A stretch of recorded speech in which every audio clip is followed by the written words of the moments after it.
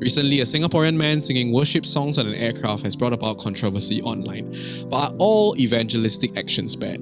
On this episode of IMO, we explore the fine line between being proud and being sensitive as a Christian. So you do all these things, right, because you think it's good for the other person. That is without considering this other person as a person. They're not people, they're just non-Christians. And that's the very common dehumanizing pitfall that sometimes evangelization falls under. Hello everybody, welcome to another episode of In My Opinion. My name is John. My name is Lester. And we are back. We are back finally for another episode and I'm back from Vietnam. That's right, we are back to the normal setup. In fact, it changed a little bit, but you guys can't see. Never mind, it changed a bit. I spent a lot of time. And before we get to this episode of quite a juicy topic today, just remember to follow us on subscribe to us on YouTube, follow us on Instagram, Telegram, TikTok, and Twitch. Everywhere, Overthink SG. Yes. But yes, thank you guys so much for being here. Really appreciate you guys. Let's get into today's topic. Yes, and I do recognize that today's topic is going to be a little bit touchy because it explores in religion. Yes. It also explores a little bit of the situation that's going on with humanitarian efforts. Yes. So, before we go into this topic proper, I want to preface that we are not experts by any measure on these two topics, but we're just here to share our opinions, and we encourage you all to discuss in an intellectual manner, even if you disagree with us, because we always come in these kind of conversations ready to have our minds change and have an open mind to everyone's opinion. Yeah, and I think like we haven't done a controversial topic in a while, but I think you guys know the drill lah.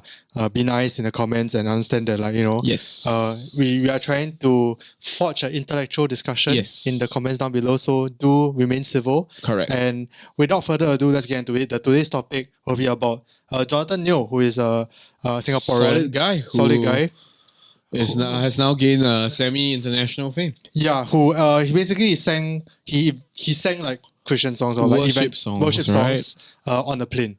Yeah, and he basically I'll leave some like Mothership news articles down below. Yeah, and I'll leave some news articles for you guys to go and see. Yeah, you all can also go and see the very toxic Facebook comments, and that's what we're trying to prevent. So if you want to discuss, no mudslinging. Yes. Everyone's chill here, regardless of race, language, or religion, alright? Yes, and basically, people are not happy lah. Because, like, I mean... And that's fine. Yeah, people just don't take your unhappiness into any of the discussions you want to have here today. Yes, and the whole story TLDR is that he went on a plane, he asked the flight stewardess, like, can we worship on the plane? Yeah. And flight stewardess says, let me try the pilot. The pilot says, yeah, sure. Let's go, right? Just do it, dude.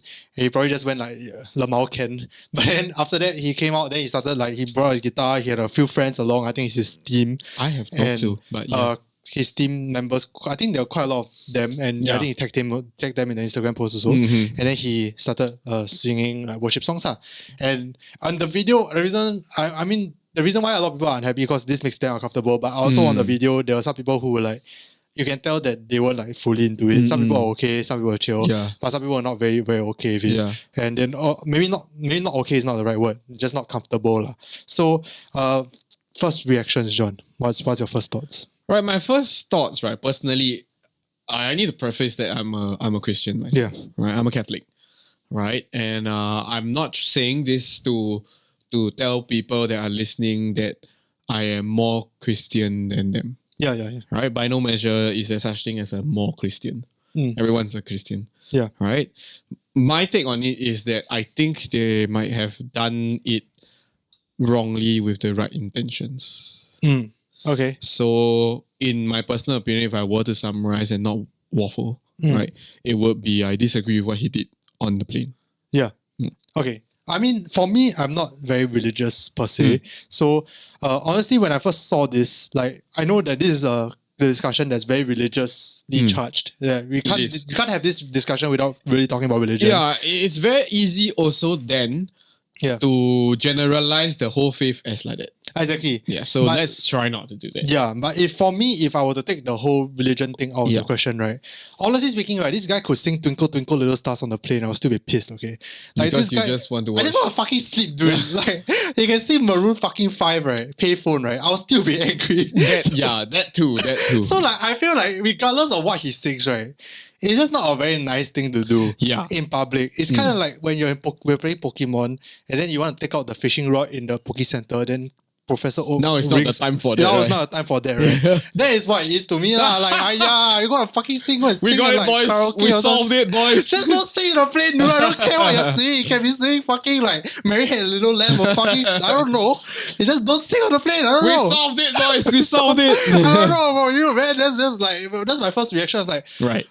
I want to sleep, dude. Like, and like, I don't know. I wouldn't, even if it's a song I like, I probably wouldn't like that. Like, suddenly I got a flash mob of people singing, like, randomly. And like, maybe they're out of tune. And I'm like, my God, this sucks. But like, now that we have to put in religion, I think that's a lot more complicated. Yeah. And I think that adds another layer to this whole conversation. I'm someone who like always felt a bit uncomfortable whenever like people of like most of the time like Christians who will come to me and like try to evangelize or try to convert me to like Christianity. I've been to churches before, so it's not that, that I'm like against it or anything. It's just that like it always made me like very awkward because like in like some people's mind you can say no, right? But especially if they're your friends or someone who come up to you like in person to tell you this, you like realistically you can't say no also. Which is why like, or like at least you must hear them out a little bit, or you have to show them face and stuff like that. So it was always made me a little bit uncomfortable, which is why this whole thing, as much as like I can understand why why he did it, and I don't think it's born out of bad intentions. That's what he said. Definitely not. Yeah, it did make me a bit uncomfortable. Right. I will not disagree with the discomfort that it can bring. Yeah. And that is actually part of the crux of what I mentioned about how it might have been, in my personal opinion, done poorly and wrongly. Yeah. Right. Because in the capacity of my own Christian experience, right, my own Christian faith, when I reflect on what Jonathan and his friends did, right, I asked myself, right, I can't ask him, I can't ask the people who are on the plane because we're just not in touch like that, right? But if I ask myself, would I do this? Right? My answer was no. Yeah. And I thought to myself, why? Right? And this why was a little bit more complicated than I expected in my own quiet meditation. Yeah. Because you know, I understand, right, where they're coming from also. They're trying to praise God, right? And as zealous Christians, that's something that you do. Yes. Right? And especially since you're headed onto a mission, a humanitarian mission, which is already in its own merit very admirable because not many people are willing to go down that. Yeah. And I won't be surprised if you're a Christian group and you are overcome by religious zeal. Yeah. Right? And that's where I think my why comes into a little bit of conflict because I am not at present possessed by that same level of religious zeal. Yeah. Where I can be comfortable doing what they're doing. But at the same time, it doesn't mean that like they should not have that religious zeal, right? I think, yes, I agree that they should still have that religious zeal, but they ought to have directed the energy to other things. Okay. Right. I think the whole time when I was like looking at it and like asking myself why I feel uncomfortable, it's like I don't know whether it's because I feel uncomfortable because it was done on the plane or because I'm just uncomfortable with evangelizing or like evangelism. I think it's both. Okay, you know, because like not only has evangelization, by the way, it's evangelization receive a bad rep because of a few misplaced overzealous efforts. Yeah. Right? Evangelization also can be done in many ways. Okay. So one most common way is the preach it loudly to you and pull you over kind of way, which is not a way that I subscribe to. Okay. Right. I believe in evangelization where you always, as Christians, we always try to lead people to God. Right? Lead people to walk in faith. Yeah. Right. But whenever I think deeply about that, right, I don't want to be pulling people, but I want to lead people by pulling them somewhere or pushing them towards God. Okay. I don't think that is the right way to do it. But my approach is you continue. Right. My approach is something that is, I don't know, maybe it's unorthodox in the Christian faith. My approach is to show them how I am as a Christian and thus encourage them to become a Christian like me. Okay, but so in that sense, you are it's not just okay. So what does evangelization mean to you? So evangelization for me, the very broad definition, of course, like with everyone else, will be to convert more Christians to bring them to God. Okay. But evangelistic behaviour for me, that means things that I do to try to encourage people, is being brave and open with my faith. Means I tell people that I'm Catholic and nothing else. Yeah. Right? And I show you to the best that I can what a good Catholic is. Okay. I mean, like, and I can... as a result, after that, I leave it to you whether you want to become a good Catholic like me. Okay. I think there's like a lot of... I think the reason... I can understand why, right? From like maybe some people's point of view, that like this is the only way they could have done evangelization, right?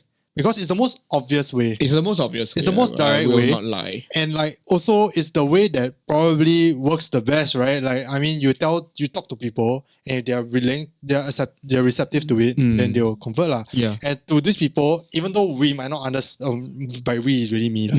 Even though like people like who are not religious like me might not understand fully why they are doing so, to them it's like they feel like they're doing something good for them and also good for us. Yeah, but that's where it gets a little bit presumptuous. Yeah. So you do all these things, right, because you think it's good for the other person. Yeah. That is without considering this other person as a person. They're not people. They're just non-Christians. And that's the very common dehumanizing pitfall that sometimes evangelization falls under. Yeah. When you forget that, like, these people are not just non-Christians, they are people. So will you say you're against evangelization? No, I'm not. In the way that is In the way now? that manifested on the plane, yes. Okay. Now, if I was present on the flight, right, Yeah. and everyone was singing happily as Christian songs, I will not say with 100% certainty that I won't join in. But that's my community. Yeah. Right? I'm a Christian. Yeah. But if that was an evangelical effort by me, I don't think that would have been the right way to do it. And we come on to another point, right, which was this is a mission to help a humanitarian effort. Yeah. Right? Instead of just singing God's praise as we should as Christians, that zeal could have been directed to, that energy could have been transferred to, individually speaking, to all the passengers to get them on the cause. And this is what I mean by show them the good Christian and they'll be inspired to become a good Christian. I don't know whether that would have run over well as well. I still think that would have been a better approach than just singing songs. Because if you did tell them and say that, hey, we're doing a humanitarian effort to Ukraine, right? We're not asking you to join, but we just want to let you know if you would like to join. Please do. If you don't want, it's fine. And I think that would have gone a lot better with that amount of religious zeal that they had. Then they come out and worship. Yeah. I mean, okay, fair enough. And I think another point that like the priest brought up, so there's this, we didn't have this context, so we'll link this Facebook post by a priest in Singapore. In Singapore? Which one? The one that you sent me, the Facebook post. The latest one? The one that was defending Jonathan. The church article. The church article. Not an article, the church statement. Right, that's by their pastor. By the It's pastor. a very different, you must understand, because he's a Protestant Okay. and I'm a Catholic. Yeah. So as Christians go, technically we're two different types of Christians. Yeah. Which is not something I'm comfortable with saying, because if we're Christians, we're Christians. Yeah. But yeah, is it just a different? We're different kinds of Christians. Wait, so it's a pastor. Yes. Okay, my bad. So it's a pastor. Protestant church. Yeah, so pastor, he wrote a Facebook post and he was saying something along the lines of like, they could have said no. Like, I think the people on the plane could have said no and Jonathan would have handled that well. Which, honestly speaking, I don't doubt that if they had said no, that Jonathan would have handled it well. I'm sure he would have. Alright, Jonathan, I'm sure he's a stand-up guy, right? I'm sure he's alright. It's just that, like, I feel like statements like this that like kind of like minimizes like the context, right? It's very. I'm very uncomfortable with people saying that you could have said no. Yeah, because that trivializes a lot of human things. Yeah, so that's like saying that like, oh, if you didn't like it, why didn't you say no? Right? Then suddenly we go into this whole discussion about what is consent. Yeah, and also in like psychology, there's this like error called the context minimization error lah. But basically, it's something that all humans do. It's just that we tend to forget like the context in which things have been done. So we always attribute certain people's behavior to an internal factor. So when they don't say no, means they want it. Basically, that's what. Yeah. Or if they don't say no, they didn't have courage to do so. With it. They're okay with yeah. it. Yeah, you always say this, but it's never, they didn't say no because there were tens and twenties of people in your same team singing the song and you raising your hand and say like, hey, was what the hell? incredibly difficult. Yeah, because you're talking not against, it's like a conformity thing also, right? You're talking against like, 10 people there who are all into it. And you are like one guy and then you think everyone else is into it, but you are probably not the only one who is not into it. Yeah. And then there's this context that I think he is also missing out lah. And I think that's not great lah. And I think that's what made me very uncomfortable also is that like, it's the fact that it's a plane. Like I can't walk out of it unless I want to die. Yeah. It's not like a restaurant where they start playing like I don't know, some weird song on like a restaurant that I don't like. Yeah. Like I can just walk out of the restaurant or I can just like leave and go and I can just not engage in it. But it's a plane. Everyone's like in the air. Everyone's trapped. I can't leave. So like you're kind of forced to be there as well. So it's kind of like an opt-out situation, which even if it's incredibly difficult to opt out anyways. So like I don't know. That's what made me uncomfortable beyond the whole thing lah. I think the bigger question then is like, should evangelization take on a completely new form, or you think it's okay as long as you don't do it on a plane? You know, because there are plenty of people who do so. Maybe they like knock on your door, or like within friends they were like, hey, you wanna go to church with me, or you wanna go for something with me? Is that something that's okay in your eyes, or is it just this guy or like Jonathan just happened to cross this line? But evangelization in general so far has been okay. I would say evangelization so far has been okay. Okay. Because you see, the objective of being a Christian, one of the things that we try to do is to try to bring more people to Christ, to God. Yeah. And that can be done in many ways, right? And I do agree that if you have a strong evangelical effort, worshipping in public and bringing people through that kind of atmosphere and energy is definitely one way that you can do it. I won't discount the benefits that it can have. But I think we must not override other people because of our evangelical effort. We must not out-Christian non-Christians. In that sense. In what?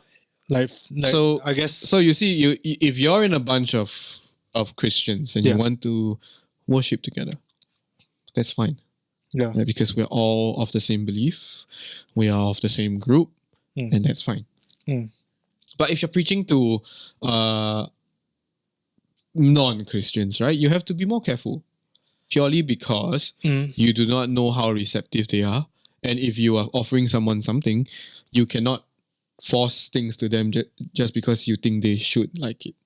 Yeah, Brandon Yuan says it seems like you're imposing your faith on others though in regards to... That's one of the arguments that the post tried to argue against, right? They were saying that like, oh, these people who say this are just being anti-Christian and he is very brave for fighting against this anti-Christian sentiment that's building around the world.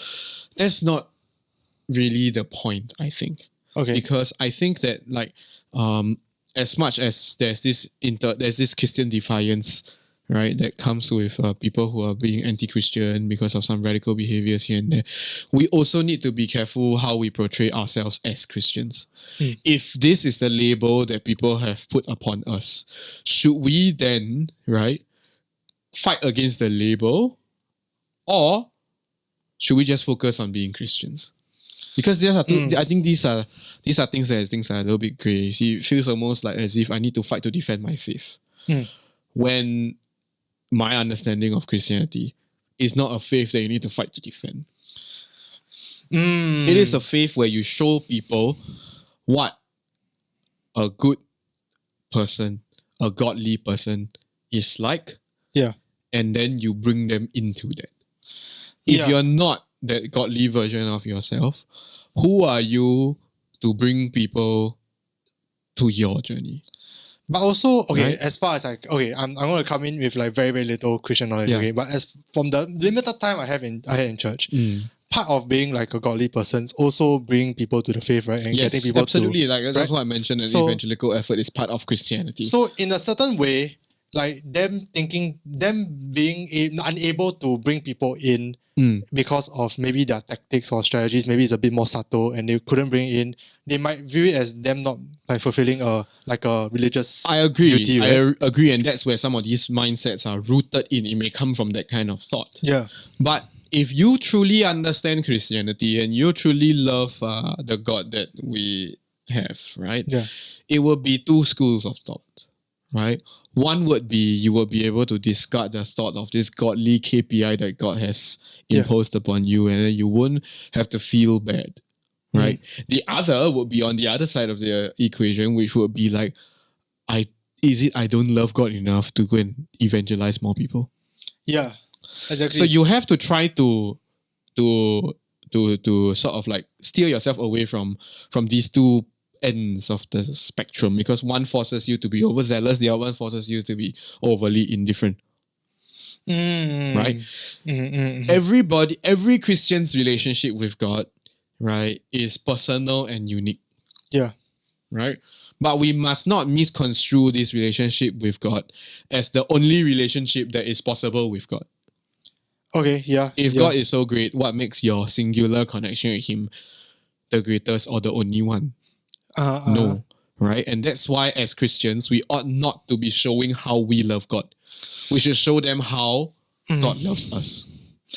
Yeah, I mean, okay, I'm just trying to think from like, if you're non-Christian and you're looking at this, right? Like how can we help as non-Christians to help bridge the gap now? Because like now it's almost as if it's the us versus them thing with Christians and non-Christians. We right? don't want to have that. We don't want that, right? And unfortunately, this whole Jonathan Neo thing has made such that it has become that where like Christians, and understandably so, Christians like, yeah, we are trying to do good, and this is what, at least in the Bible, this is what we are supposed to be doing.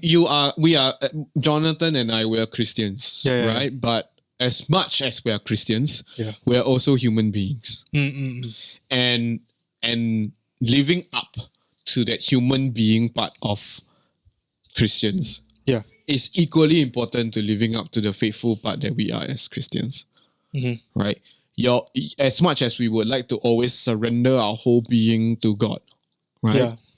That is actually contradictory to some of God's teachings. We are told to love God with all our heart, our body, our soul, and our everything, right?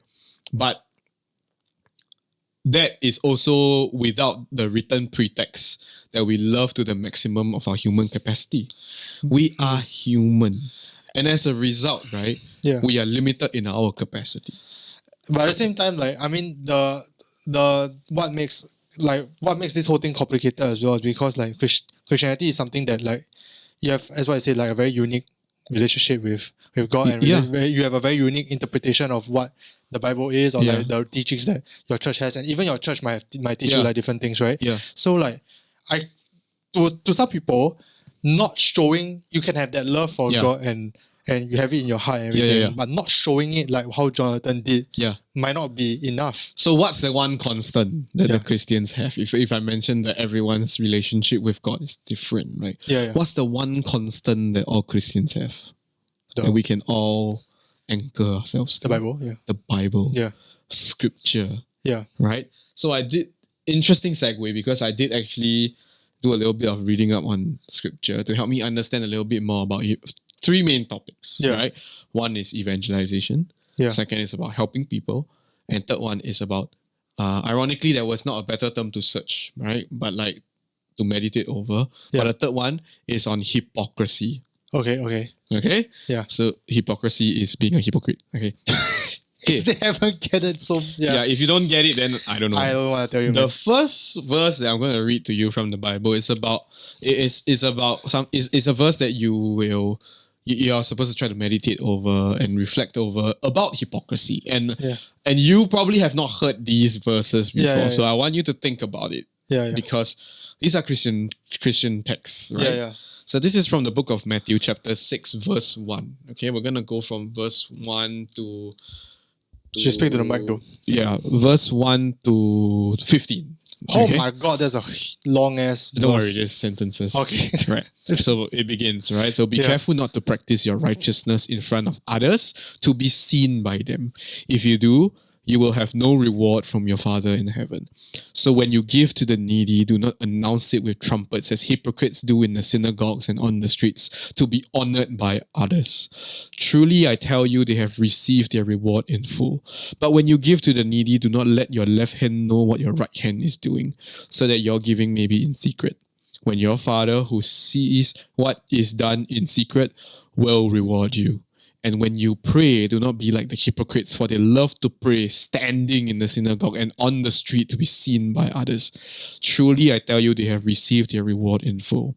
But when you pray, go into your room, close the door, pray to your Father who is unseen. Then your Father who sees what you have done in secret will reward you.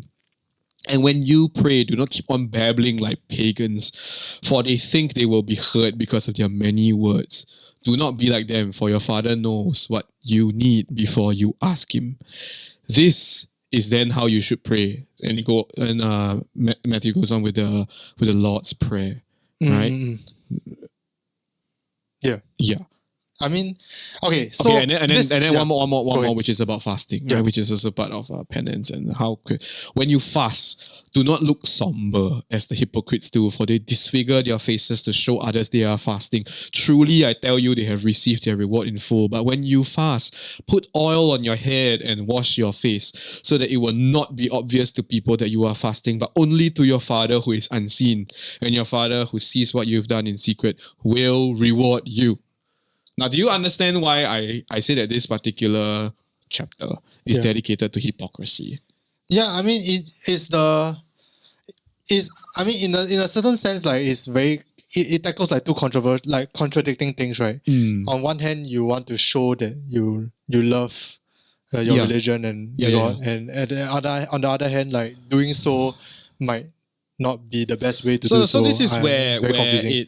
as Christians, right? I wouldn't ask you to do it, but as a Christian, right? If I'm reading a verse like this and I'm reflecting on it on what my next actions would be, right? And this is quite a famous verse amongst Christians, right? When you reflect on it, what is the thing that jumps out at you, right? It has been a part of the Bible that has stuck with me for a long time, and I've rationalized it within me that as a Christian, my form of worship is done in the quiet moments, in the silences, in the very, very unseen parts of your life. And that, ironically, is also where God asks you to be the goodest. That's where Christianity asks you to be the goodest. We learn this term integrity since we were young, right? Integrity is being honest and being good when no one is around to observe. Right? And this is what I think summarizes this entire verse up to be, right? To have that godliness, especially when no one is looking. And ought to be done when no one is looking. And that's where it becomes like I think where it runs counter to my thought versus Jonathan's, right? Worship is fine. Evangelization is fine. But I think if you are truly trying to showcase your Christianity, there are many ways to do silent worship. There are many ways to strengthen your community. There are many ways to continue to praise God for putting you where you are, right? Without disrespecting other people. Yeah, I think I can kind of see why, like, maybe if you grown up in like the last few decades and stuff, like with the internet and like mass media and social media and everything, that like you feel like if it doesn't happen on social media, or if you don't promote your message through social media, like I mean, I recognize that we are doing so as well, that you're not the person that you are. It's kind of like the pics, but if it didn't happen, pics or it didn't happen kind of thing. Like if you go to gym, you have to post a picture. I mean, if we take the Bible as law, then Jesus' time no smartphone. Yeah, exactly. No, it's just that, like, you know, I can understand that, like, you know, Jonathan seems like a young man, you know. He seems like he's like 20 something or like 30 something. Like he's grown up in the recent times of social media. I can kind of understand like the new age strategy, right? Like almost like the new creation, like they know that, like, you know, pop songs are what gets like young people excited and everything. So this is what they get into. Or maybe like the Thirst Instagram like page. They know that people are on Instagram, and therefore they are on Instagram as Yeah. well. So Outreach, which is fine. yeah, right? which is why fine. I think like it's a bit confusing, because like now it's like, sure, there's that Bible verse that tells, okay, I'm trying to think from like their point of view lah. I don't know whether this is what they think, but like sure, there's this point of view where you're supposed to be you're supposed to be like your relationship with God should be private, it should be silent, and that's when you're supposed to be the best, right? But at the same time, No, there's also another verse that tells you to sing and praise exactly. with all your heart. Yeah. Right? So how do you Which reconcile I that? think these two are not contradictory. Oh, okay. Why not? They are not. Okay?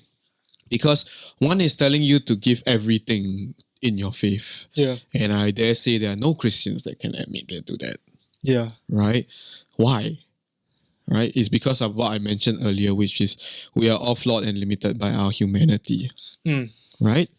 And thus, we have to reserve a part of our actions to nurture that humanity.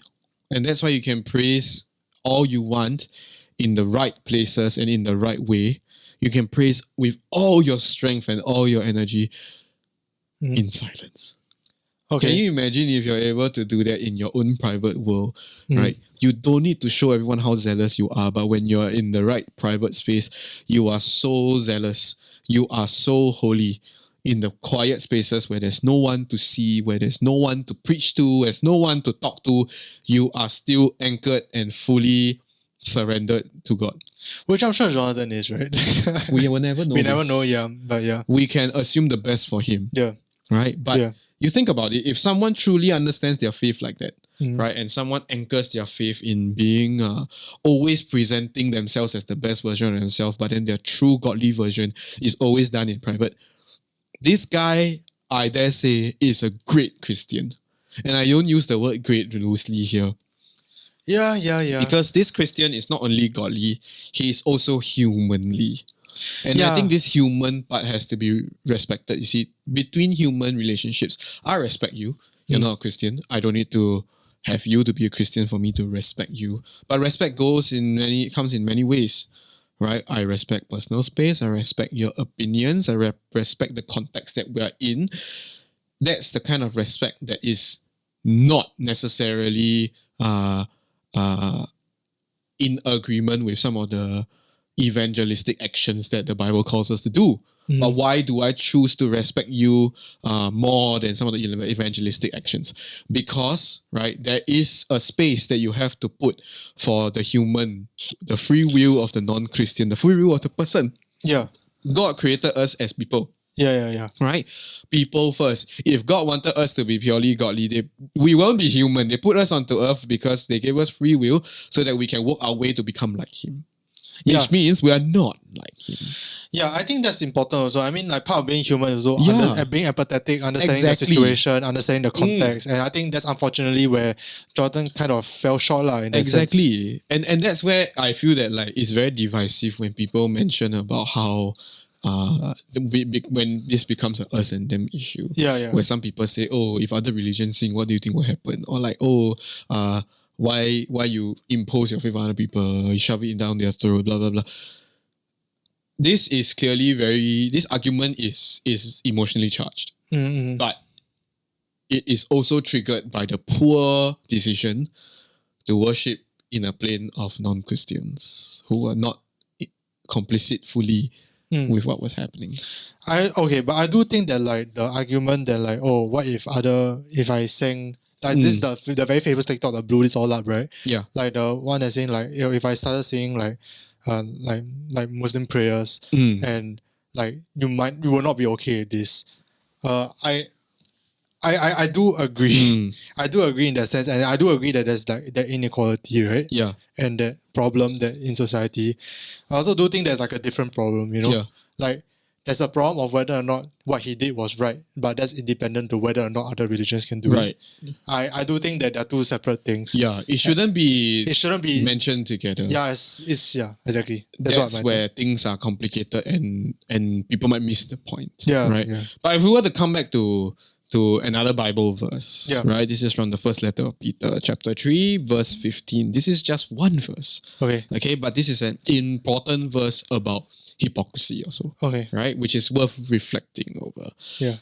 right? The letter reads, "But in your hearts, revere Christ as Lord. Always be prepared to give an answer to everyone who asks you to give the reason for the hope that you have. But do this with gentleness and respect." Okay? And this is important, you see? Yeah. This is telling you two things, right? Yeah. First is to always be prepared to praise the Lord and always to hold on to your Christian faith, right? With bravery and always, with zeal. Yeah. Right? Yeah. But what's key here is also to do it gently and with respect. Yeah. So it appalls me that we need to have this discussion because if the scripture were to anchor all our faiths, right? We have different traditions, we worship different things, but we look at the same scripture, right? That is severely lacking in gentleness and respect. Okay. Even the pastor's response after that, people could have said, no, that's severely lacking in gentleness. Yeah. People ask for Christians to be gentle, loving people, right? All the time, right? I mean, no religion asks you to be violent or aggressive, right? But aggressive with your love, right? They always say that, and that's fine, right? Because if you're aggressive with your love, but as we know with love and with most things, you can't aggressively force love onto people. You can love aggressively, but you cannot expect people to stomach your aggressive love all the time. You get it? Okay. Right? You get it? God is God. People is people. Yeah. People need to be approached with gentleness and respect. But you, with your own personal relationship with God, can be fierce. Can be very fierce, very straightforward, very brave, never denying, always standing your ground with your relationship with God. And that's fine. Yeah. But when you encounter someone else, whether they are Christian, non-Christian, whoever they are, you approach them not the way you approach God. Yeah. Okay. Because you or them are by no means the same level as God, so you approach them with gentleness and respect.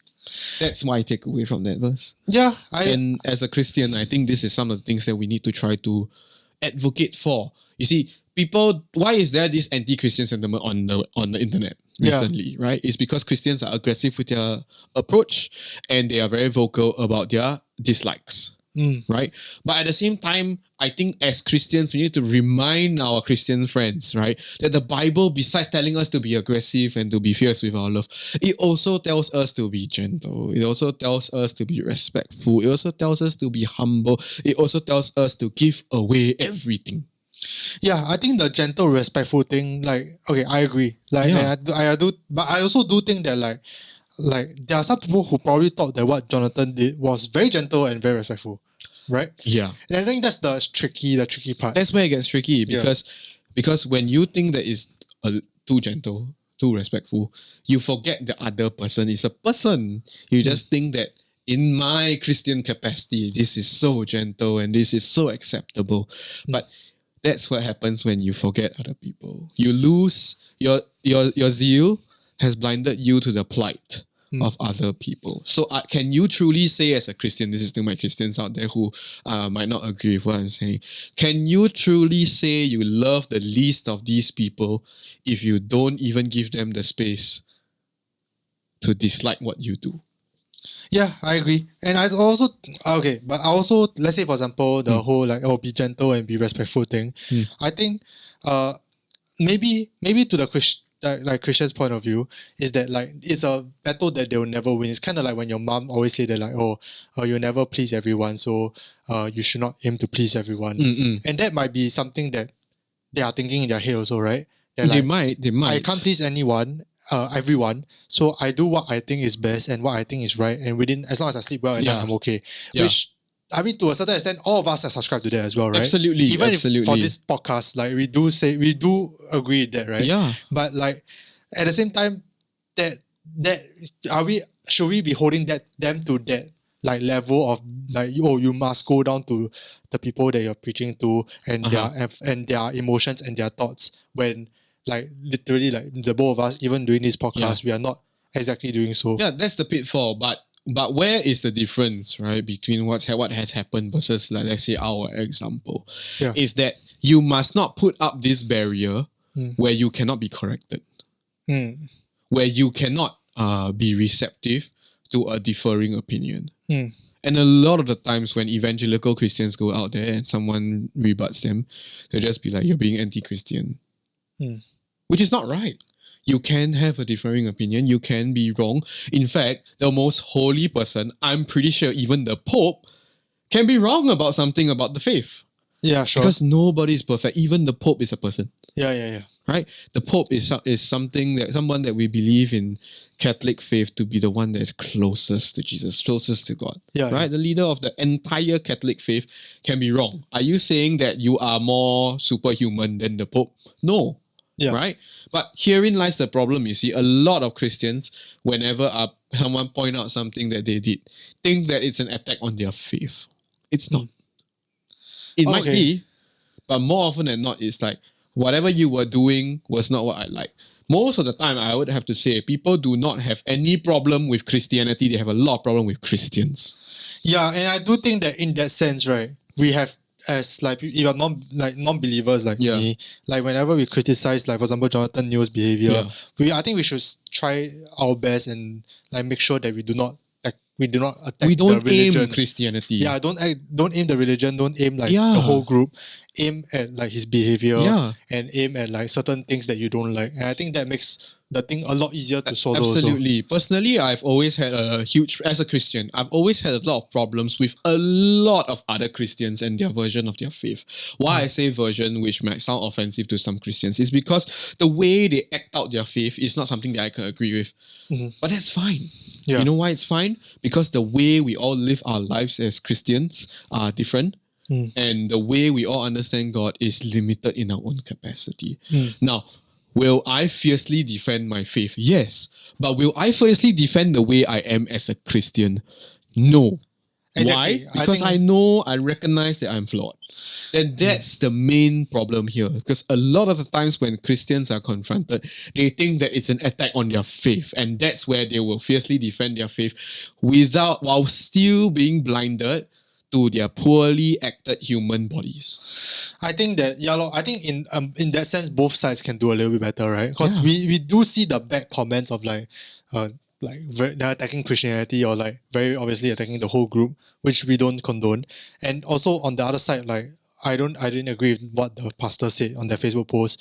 I think that was also on the other hand like trying too hard to like defend as well and not understanding like and not taking in different people's opinion and really like mulling over it and understanding that whatever they did might have been not the most sensitive. Exactly. There has to be a middle ground in between those two. It's true. And that's where personally as a Christian, you know what I feel is the middle ground. Yeah. Christians need to use Christianity as a way to nourish themselves. Yeah. To make themselves better and to bring people who are inspired by your betterment to this same greatness. Yeah. Not have it like an MLM. Not have it like you're trying to sell a product. Kind of is like an MLM. Yeah. No, oh my not goodness. have it where people be like, oh my God, I'm Christian. Come be Christian with me. Why your credentials? Is if your credentials are only just, I'm a Christian and I love God. I hate to break it to you, brother, but that's a shitty credential. That's really shitty. Right? That's really shitty. That's like saying I'm a dude, come and be a dude with me. What the heck? What's your credentials? Yeah. Now, this is where the middle ground I think is very important. You need to both recognize that you are good, but you are also bad. And that's the hardest part because people don't like to be told that they're bad. People or don't rather like to be told that they're wrong. You are not perfect and that you might get things sometimes wrong. Correct. And as a result, you must still bravely admit that I get things wrong, but I'm Christian. That's the crux of the issue here. Admit that you can get things wrong, but that does not make you less of a Christian. You're still a Christian. And that's fine. Thank you so much for pointing out. I will try to become a better person and thus a better Christian. Not become a better Christian means I best person. Yeah, I think to be fair, I haven't seen Jonathan Neo's response. I don't know what's his response, and I think frankly in the current climate, we don't need his response. I think we don't really need it. But it'll be nice to see how he responds. And I'm sure he will respond well. It's just very unfortunate that once again, like, that he put himself in a position where he didn't even let himself respond. You get what I mean? I feel like I'm sure that if it was a different situation and someone came up to him and while evangelizing and he said that like, oh, I don't believe in this, can you like leave me alone? He will be like very graceful in the face of that. That being said also, right, I do have to say that we're not trying to discount his humanitarian efforts. Exactly, we don't know what he has done, We don't know right? what he has done, yeah. So we here hope that he has done significant humanitarian efforts. But that being said, right, I also don't want people to use that as an argument where they say, I agree. He's a humanitarian, you'll just sit on the internet and talk about him. No. Just because you do one good thing doesn't mean you are exempt from bad things. You know, exempt from taking accountability of bad things. Was it a bad move? In my personal opinion, yes. Should he apologize for what he has done? In my personal opinion, yes. Why? Because he has created a situation where things are divisive. Yeah, for no reason other than the fact that he loves God, right? And people will think that, why should I be apologetic for praising God's name loudly and that I love God, right? That's not the right way around it. Because that's just putting you as a Christian versus everyone else. That shouldn't be the way Christianity is. Christianity ought to be, okay, I apologize for disturbing you, but I still hold strong to my faith. My faith had nothing to do with what I did. And that, like, you know, I amend my behavior. I will amend my behavior, but, right, I will continue to show people what a faithful Christian is. Right? Sure. I recognize that I sing on a plane.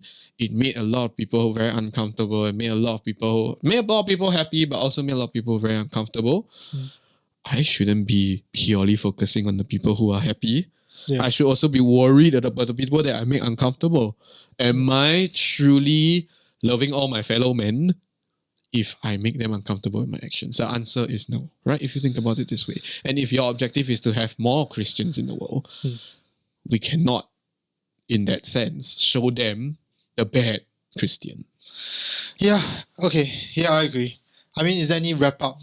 Have. Actually, I took a lot of verses, right, to try to talk about this, but like I think we can find one to summarize, which I think is send us off. Yeah. I hate that you send us off when we are talking about the plane thing. I think it's a bit too soon. I apologize for that. I shouldn't have done that. Yeah. But send us off. Take the wheel. Man, this is hard, but I guess I can give you one or two verses. And then after that we'll move on to a concluding thought by this Christian blog that I saw. Yeah, sure. Okay, which I think can summarize everything up about zeal. Yeah. Right. Nicely. Right. Yeah. So first one will be from John chapter 13, verse 34 and 35. Yeah. Okay. And this is about what I've been mentioning about how you show them that you are a Christian and they will be inspired to become like you. Yeah. Right? The verse goes, "A new commandment I give you, love one another as I have loved you. So you must love one another. Yeah. By this, everyone will know that you are my disciples if you love one another." Yeah. So I think this summarizes it up very nicely because there is this very famous Christian hymn song, right? Yeah. Where the title is, "And they'll know we are Christians by our love." Yeah. Which I think is quite popular. Yeah, even I know it. Yeah. I think that summarizes up Christianity, and I dare say most religions, you know? Yeah. You don't have to force religion down people's throats if people experience the love that you can provide for them. More often than not, you can be aggressive with your love with your God, right? But that doesn't mean you can be aggressive with people. Yeah. Right? And that's the summary of how to love as Christians. Now, one last send-off with regards to zeal. Send off. All right? Send us off. Sign off. Okay. Sign off. Okay. So I think I should link this blog post because I think it was quite a reflective one. So maybe for Christians, you can explore a little bit more. For non-Christians, read for some light reading before bed or something if you want. Because I think quite long the blog post you can read and then sleep. So it's heavy reading. Decently heavy. Decently heavy reading. You said light reading. Pretty light, all things considered. You oversold it too much. You must understand that's the Bible. And that's heavy as fuck reading. Okay, so the last paragraph of this blog post. Okay, this is Tabernacles of God. Okay, tabernacle, for the fun fact for y'all, right, is basically this holiest place in the church, right? It's this little box that people believe that the consecrated body of Christ is in there, and that's why leftover communion or whatever is put back in there. It's also a very cool word, but continue. Tabernacle, right? Wow, what a cool word, man. All right. So then, the scripture shows us that aiming our zeal towards the wrong things, be it false teaching, things that goes against against God's will, things that pump up your own ego, will only lead us away from the most important things in life, and in turn could lead to our ultimate downfall. But should we aim to be zealous in what we do, or are we to hold back a bit for safety? Which is the big question, actually, right? We're asking, right?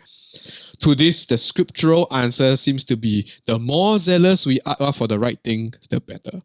Quote, "Whatsoever thy hand findeth to do, do it with thy might.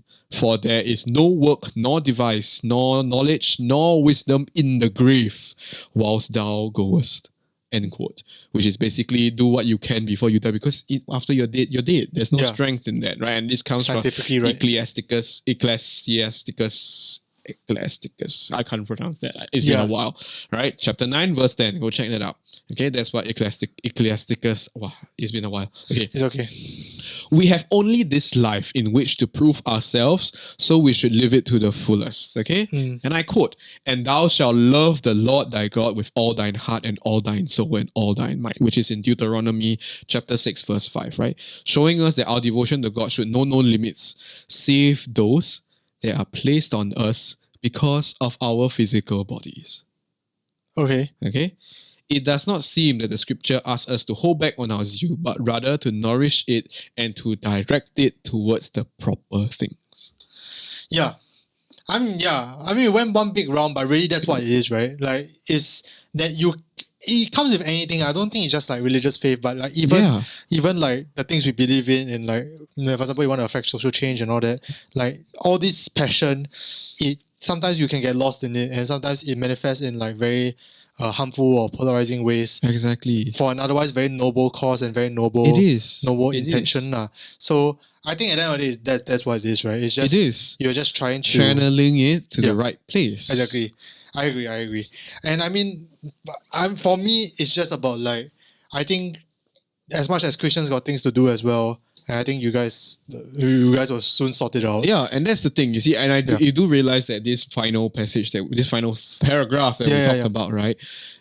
Why it is sound Christian logic is because you can apply this to any logic. Exactly. You don't need it to be Christian logic. And that's the essence of Christianity. You are so good that people don't need to know you're Christian, they just need to know you're good. And you get what I mean? Yeah, and also which also brings me to the point, like the other side also, I think we need to meet them halfway. Yeah, we do. And there are things that I don't agree should have been said on comment section. I think as much as Jonathan Neo semi-light the match, we kind of pout on the wood as well. So like there's I think both sides, there are things that we need to work on. And of course, not to absolve Jonathan from any like responsibility or anything, but at the same time, I feel like it's a two-way thing, right? And if we are both respectful of each other, we are both able to even in the face of I guess disagreement and conflict, be graceful. I think all this might not have happened. Yeah. But yes, that's my concluding thought. Yeah. I also don't sing on the fucking agree plane. with you. Just whatever, just don't sing. I don't even care what song you sing, just don't sing. Yeah. My goodness, I can't believe I'm saying that. But John, what's your concluding thought? That's about it, actually. I think that like the verse that I started out with about gentleness and respect and worshipping in silence is the three main things that I think we need to have more of, regardless of religion. Because if we have more of that, it's easier to empathize. And if we find it easier to empathize, we, as a result, control our actions. That's it. Yeah, I mean, this has been a very, very tiring episode. Very heavy episode.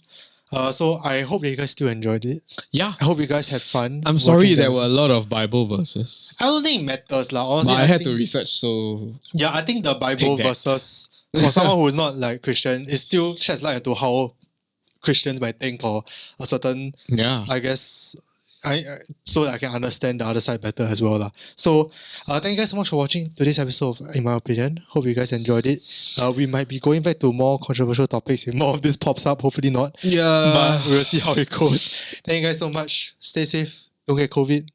Enjoy your DOSCON yellow. And I guess remember to have a meaningful discussion without insulting and mudslinging on people because this is a touchy topic. So let's go into topics with our minds ready to be changed. Thank you. Thank you. See you guys next week. Bye. Bye.